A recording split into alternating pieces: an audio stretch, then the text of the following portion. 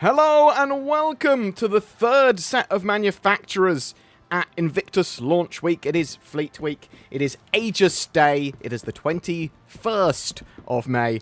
Lots of other intro-y things I could be saying as well. Let's have a quick look at what we've got in the hall. It's just Aegis ships. Just tons of them. Okay, so let's have a bit of a look around. I am running the 3.23.1 hotfix build. We're just going to be running around looking at all the different ships that are available. We've got the Sabre. It's probably my favourite medium fighter, the Sabre. It's sort of like a bit stealthy, high-tech, lots of relatively powerful size 4... size 4? Size 3? Size 3 weapons. Why did I say size 4? It's got 4 size 3 weapons. Pew, pew, pew. Maybe, yeah. At least as standard. I suppose now they can have... I like the Sabre. I think it's very cool. I've not actually messed around with the loadout since I've got my F8, to be honest. But, yeah, I just think as a sort of space superiority fighter, it's got a great value proposition there. On the other side, we have the Comet loadout, which is, yeah, just a different skin and loadout for the Sabre. I think a lot of people actually quite liked the camo, sort of digital camo there. Oh. Now, this is really the star of today's show, and it is the Sabre Firebird. Let's have a quick read about the Firebird. When frontline skirmishers call for a swift and decisive offensive, the Firebird is an ideal medium fighter for any arsenal. Taking the already battle-proven Sabre Raven, Aegis has designed the Firebird variant with enhanced missile launcher capable of engaging a wide variety of threats. So, what missile launcher? Well, there's a missile launcher in its tummy. It's got like a special missile launcher there, and a couple of weapon mounts on the front. It's not packing that much in the way of traditional, conventional firepower. It is much more focusing on being a missile fighter. It's going to jump in so you can see it a little better. I think it looks amazing. They sort of covered up a load of the holes and added some fins and stuff like that compared to the Sabre Raven. But it's a very, very similar hull. Just a bit tweaked. Still got a bit of hitching and some problems with 3.23.1's build, even with the hotfix build and the removing of the debugging. It's still causing some problems. But I love the look of the ship. I think it looks amazing. However, I prefer the Sabre Raven in pretty much everything, even the way it looks. Cooler ship. Couple of mantises. Brrr. Lots of burp burp. Let's jump out. Let me. And we'll continue our tour. I don't actually know how much that ship is yet. I'll have a look on the website in a minute. But it's certainly some money. And then we've got the Retaliators. Now, this is interesting. Because we've got the Retaliator bomber. And they've all been brought up to gold standard as well. So the standard one's basically the bomber. And then... that one just says the Retaliator. Is that the cargo variant then? Or is that with no module in? Huh.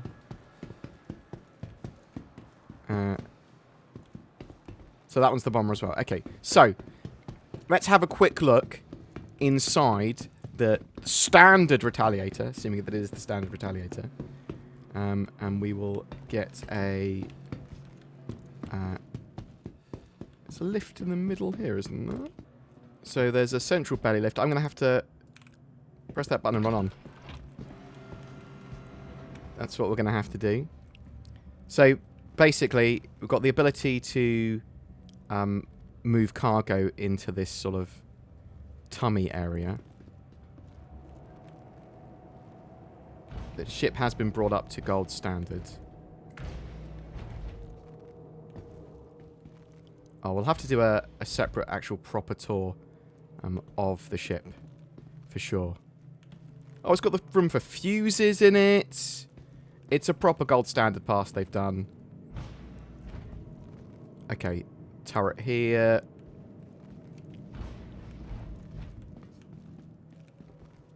So, obviously, lots of different turret access sections. And the ability to load and unload cargo there. All your components. Oh, sorry, buddy.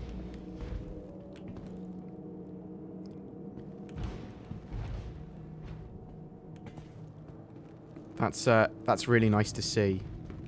And then you've got your sort of secondary cargo area as well, because basically there are 2 modules for cargo for the ship. One at the front, one at the back. Oh, and I've lost the ability to see. And that's its modularity. So front module, back module. I believe it's a larger module at the back. I believe.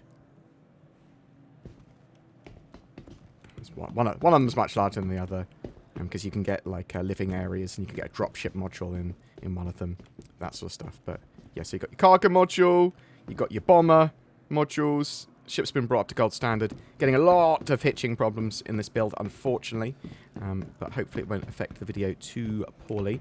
I am actually going to rent you. Awesome, thank you. We'll have a look at that a little later. So what do we have in this hall? So we've got the Avengers. They've assembled. Haha!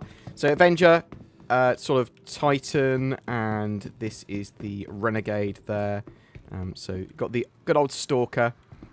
It's actually hard to tell what Avenger's which at a glance. The Renegade you can tell from its skin, for the most part. But the shape of them is all pretty much the same. So Renegade is just a different loadout from the Avenger Titan, I believe. And then you've got the Stalker, which is the bounty hunting variant. And basically these are medium fighters that are relatively multi-role and have sort of relatively good at mission running, is sort of what I mean there. And then they have different modules in the back, effectively. So this bounty hunting one has little pods for putting people in. The Titan, there, the Renegade version, whether it's the normal Titan or the Renegade, basically just has a little cargo area at the back, which is my preferred version, and it's typically pretty cheap. In the center here, we have Aegis Eclipse, which is a really cool-looking stealth bomber, stealth torpedo bomber. Very loud as well. But it's got 3 size 9 torpedoes. It sort of spins around. Oh, absolutely superb. Got the standard Avenger Titan there, although it's hard to tell the difference from looking on the outside. And assumedly, this is the Warlock. And how is the Warlock different? Well, the Warlock has an EMP. And because the Warlock has an EMP, you should be terrified of all versions of the Avenger, just because you don't know if it's a Warlock. That's the idea. And look how cool that is, right? Mew, mew, mew. Don't take hard drives or pacemakers in there. That'd be my suggestion. So what do we have in this section of the hall? Oh, a hammerhead. Okay, so we've got the Gladius. So I think that's the Valiant. Are they both the Valiant? I think both of these are the Gladius Valiant. They are. So this is a sort of loadout and skin change from the standard Gladius. Gladius is supposed to be a light fighter, but it kind of acts, because it's sort of like an older light fighter, acts a bit like a medium fighter. It's pretty brawly. It's pretty cool. You're going to see it lots in Squadron 42. I really like the Gladius, and Valiant loadout, yeah, it's cool. Although, I prefer to make my own entirely custom ones. But we'll talk more about the Gladius when we see it in a minute. I do think it's a great starting ship for people that want to do combat as well. But you've got the Hammerhead here. Hammerhead is a sort of conventional weapon or high stamina patrol boat, sort of defensive ship. It's very good at taking out fighters, very good at shooting down torpedoes, missiles, and that sort of stuff. Just loads and loads and loads and loads and loads of these big manned turrets. Pew, pew, pew, pew, pew, pew, pew is the idea. Just tons of pew, pew. It's just a huge amount of stamina there, and it's pretty tanky is the idea. It's supposed to be able to do a little bit of ramming, kind of, although that might be just a lore thing. Well, I mean, they're going to make it so it's got a lot of structure in its face. Yeah, it's a big, sort of, yeah, laser turret corvette. You can change its loadout a bit as well if you want to. But, really like the Hammerhead. I think it was a great addition to the game. It was a sort of... I got to play 2 Hammerheads versus 2 Hammerheads when they first put them into the game, and it was like, oh my god, this is so good. This is so fun. Something I should probably say about the Retaliator, as I'm passing back through, going to the other hall, is that they are basically flying fortresses. That's sort of how they originally sold, with the 2 big torpedo modules, very, very terrifying as a ship, but obviously also quite modular, and it can have like a little drop section at the back for Marines, and I believe a charging station for a Titan suit, that sort of stuff. Right, what we got over here? We've got the final hall, and it's the Vanguards, and a big old Redeemer in the center. So Vanguards, really cool heavy fighters, very durable, very tanky, good amount of forward-facing firepower, but also a manned turret on top. And each of the different Vanguards have different sort of roles. So the Warden is supposed to be a bit brawly, but it has a sort of escape pod in the center. At least this is how it was marketed and sold, that basically detaches from the rest of the ship and is its own sort of armoured escape pod if the ship is destroyed or whatever, or ejects. And then you've got the Sentinel, which is my actual preferred one. It's the E-War variant. I've basically got a station in the back that can be used for E-War. So I assume that's going to be spoofing and a little bit of hacking and stuff like that. We've got the other 2 over here. One of them's the Harbinger. Are both of them the Harbinger? No, one's going to be the Valkyrie, one's going to be the Harbinger. I assume this is the Valkyrie. So we've got the Valkyrie... No, it's the Hoplite. So the Hoplite is... Valkyrie? What am I talking about? The Hoplite is what I mean. The dropship version.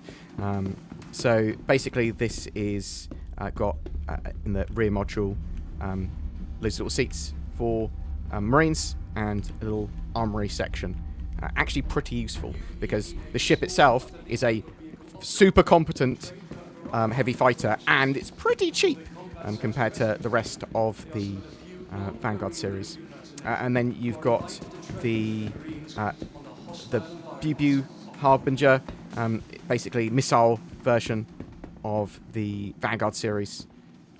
Sort of missiles and torpedoes, lots of firepower. Interesting as well, Vanguard, one of the only ships to still have fixed weapons, because obviously of its nose weapons. So some weapons are still fixed, even though most are now gimbaled. Like the railgun on the Idris again, that's fixed. Then you've got an interesting one with the Redeemer. Now, there's been some rumours that the Redeemer might get a different variant, or it might get some modularity. But the Redeemer started life as a sort of hybrid gunship dropship, and it was made by Star Citizen fans, and they won the competition called the Next Great Starship. But then CIG sort of updated it and made it much more of a gunship. And it's got a huge amount of forward-facing firepower, sort of great for a crew of, like, I think 3 or so. So there's 2 big turrets, and then the pilot. So I suppose 4 people, 5 people maybe, because there's a turret at the back, isn't there? Yeah. So yeah. So there's just so much gun on this ship, and if you want a load of forward-facing firepower and a little bit of twisty firepower, with the turrets and the rear gun as well, then it may be a ship for you. I really like it. Some people think it looks like a hair straighteners. This section does a bit.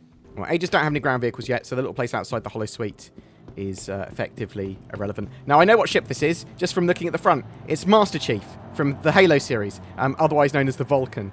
So it's basically a repair, rearm, and refuel drone ship, which you can set up for different tasks for the drones. And you fly around, and you're basically your own little mobile repair, rearm, and refuel shop. Flying around, or you can be doing that in sort of like as part of a fleet or whatever. But you go around Pyro in this thing, you're gonna have a lot of people wanting your services. Is the idea? Really like the idea of that sort of drone gameplay, and quite multi-role. You've got the Nautilus here, which is a miner, deminer, mine repurposer, mine sweeper. It's also got a bit of a big old cannon at the front as well, so it can get a bit involved in combat. But yeah, it uses a little drone that flies out and sort of grabs mines, brings them back, and then it can deploy magnetic mines or little turrets, basically, that are mines effectively. But potentially more of that sort of stuff in the future as well. It's pretty big as well. It is a pretty big ship. Oh, that is all that is down here. we're going to go check out the website and see what exciting things are on sale. What is available to buy for Aegis Day? We've got the Firebird. The Firebird is available, I believe, from $170 to $185 around that sort of price area, based on whether you buy it with store credit or not. I think it is far too expensive for what it is, in my opinion. I much rather have a sort of Hornet, Super Hornet, or an F8 or anything like that, I suppose. It's just, or even a Gladius or an Avenged Titan or something, just for the multi-role. Or if you wanted a missile fighter, which is basically what the Saber Firebird is, yeah, if you love it, great. However, if you want a Talon Shrike, that is, in my opinion, a superior missile fighter. There's also the Retaliator, which is modular now, and we'll look at that. So I assume it's going to still have its drop pod sort of personnel carrier module, and the living area as well. So Saber Firebird, $185. I think it's a bit too expensive. You've got the Vanguard series, so we've got the Vanguard Harbinger, which is that sort of missile variant, $290. Very, very powerful weapon loadout. Got the Hoplite, that sort of people carrier version, or marine carrier, $240, but still a very viable sort of heavy fighter there. The Sentinel, the E-Warfare sort of loadout, $275. I really like that ship. And then $260 for the Warden, or Warden, as it's actually called. I'm not sure I called it the Wardan. I'm tired. It's been a long day. Got the Vulcan, $200. It's still in concept, though, and it's that Master Chief-looking ship. And, yeah, it's drones, fly around, and rearm, repair, and refuel other ships. You sort of set them up to do what you want. You've got the Avenger series, got the Stalker, $60 for that bounty hunting version. It's what? It's $60 for the Stalker and $60 for the standard Titan now. So my preferred version is the Avenger Titan, just because I want it to be hugely multi-role, and there is technically room in the back for a little tiny vehicle like a Pulse, I believe. And they've got the Avenger Titan Renegade, which is just a different loadout and skin, for $75. The Warlock, $85 for that E-War version, for EMP version. Eclipse, $300, pretty expensive, but it is very cool looking. Got the Gladius, $90, absolutely fantastic light fighter. I love the way it looks. You can tell that it was made for Squadron 42 because it's highly detailed and just, yeah, sort of gold standard for most stuff. They always try to bring the Gladius up to the most modern version of the gold standard with every patch. They got the Valiant loadout for that as well, $110. Hammerhead, it's an expensive ship. It's $725. It is effectively a sort of heavy gunship corvette, and I love it. I think I have one, but I'd potentially upgrade it to something else. I've got a Javelin, so bear that in mind. We've got the Idris P. I wonder if they're still available. It's been a few minutes. So the first wave entirely sold out. So bear that in mind. They are available as Warbond and as store credit versions, but available from $1,500. It is expensive, but it's a Gabble ship. Get in game. It's the Aegis P though, not the M. So there is the K kit. Is it on sale? The K kit? I do not know. So there's like a military laser kit. You put a big laser on the front and some new turrets on, so it's not quite the Idris M, but it's the Idris K. You've got Javelin, $3,000. They've all sold out as well. They first wave Idrises and Javelins sold out. That's the Mighty Destroyer, and it's full of gun. It's got lots of powerful torpedoes and turrets everywhere. It is a ship of war. It is a terrifying beast of a ship, and I think it's awesome. And then you've got the Nautilus, $725 for that sort of minesweeper, mine layer. It is sort of, I believe it's kind of Corvette-sized, or maybe a little bit smaller, but it's pretty big, but very, very sort of high-tech. And I really like the idea of it, but it's incredibly expensive. I mean, I suppose everything looks Goldilocks priced after looking at Javelin for $3,000, right? Redeemer, $330. Very powerful gunship. Armed to the teeth is a good description of it. And then you've got the Retaliator, which modular gunship, $175. Now, I do we have to put modules onto it separately? So it's got a War Bond edition for $15 cheaper, $160 if you want to discount today. And then we've got the Sabre, $170. I really like it as a medium fighter. So a bit stealthy, superiority fighter. Sabre Comet, the loadout there if you're interested. And we've got a Gladius War Bond daily deal as well. So that's getting your Gladius a bit cheaper. How much cheaper is it? Or is it it's the Gladius Valiant? So it's $100, $10 off. Okay, and you've got the very expensive sort of Aegis Complete packs, if you're so interested. Now, I'm interested to see this Retaliator page. So, the cargo module's got 38 SCU capacity in the front and 36 in the back. Because basically there's a bow module and a stern module. So, front module and rear module. So you can have 38 SCU in the front, or 4 size 9 torpedoes at the moment, or and in the rear you can have 36 SCU or 2 size 9 torpedoes. Interesting. And then obviously they've got some other modules planned. Is there a way of seeing them sort of separately? Probably is. So the personnel module, sort of like a living area, is the idea. Got like TVs and like a kitchenette and places for crew to rest and that sort of jazz for the front and rear. And then you've also, for the bow section, for the front section, you've got a dropship module that you can have with 12 jump seats. I believe it's got a charging station for the Titan, at least it originally did.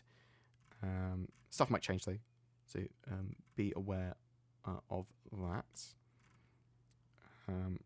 Okay, so you can literally potentially configure yours. So I could go, I want the dropship module in the front, and then cargo in the rear, and then choose a...